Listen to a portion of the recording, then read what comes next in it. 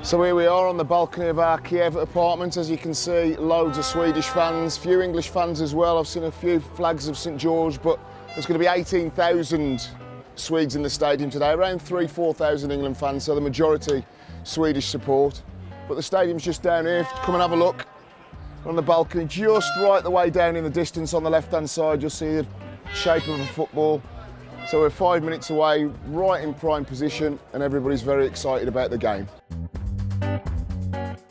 It's going to be a very tough game playing against Sweden. We haven't got a fantastic record. We beat them recently in a friendly in 2011, but prior to that, I don't think we've beaten them for 40, 50 years. So traditionally a very, very difficult opposition.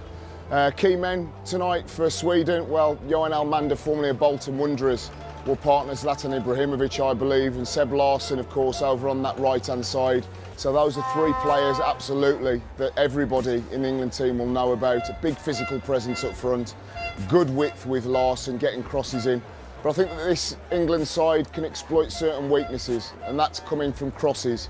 So I'd expect, he broke it yesterday on talkSPORT and on Twitter, that I believe that Andy Carroll will partner Danny Welbeck with Ashley Young over on the left and James Milner on the right. We saw Shevchenko score two fantastic headers from crosses. Vitally important that we get crosses in the box tonight.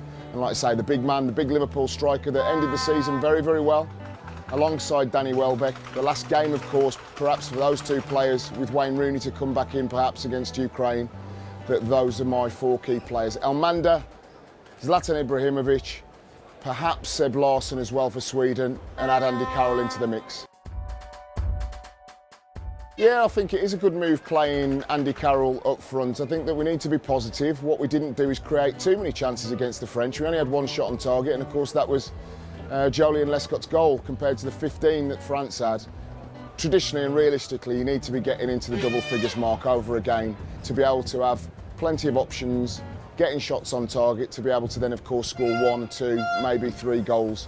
There isn't a lot of creativity in this England side. It's more about hard work.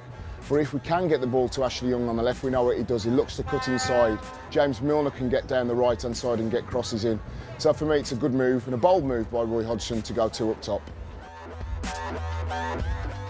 Hopefully we will get our first 3 points, fingers crossed. It's a tough game, like I say. European Championships tend to have, you know, at least 10, 12 of the top 15 or 16 nations in world football. There's only Brazil, Uruguay, Argentina, and the likes, of course, that routinely dot around those FIFA rankings. So it's a very, very tough tournament to win. But I think that going into a game, of course, Ukraine won their first game against Sweden.